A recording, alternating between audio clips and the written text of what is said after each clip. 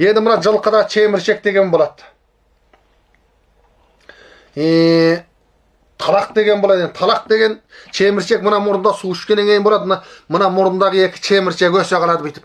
Ол тыпырлап тұмсығымен жер тіреп аунай береді. Онысы мына чеміршегін тіліп жіберіп, ана чеміршектің ішін кіштей бәкімен кесіп алып тастайды. Жылқыда болады ауру. Енді талақ деген ауру болады. Ол екі жақ бүйіріне қарап аунай береді, екі жақ бүйірін тұмсығымен бүйтіп түрте береді бүйтіп.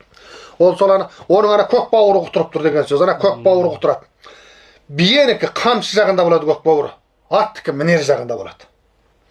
Аттікі артқы екі тал сүбе қабырғаның алдынан белдеменің қанатының үшінен мына осы ортан қолды тіреп тұрып, былай жырта қарыстап тұрып, тақ міне жерден бізді соғып аласың. Артқы екі қабырғаның алдынан, артқы сүбе, ең артқы екі қабырғаның алдынан. Осы жерден бізді соғып алғанда, көк бауыры құтырып тұрғанда, біз битіп кетеді.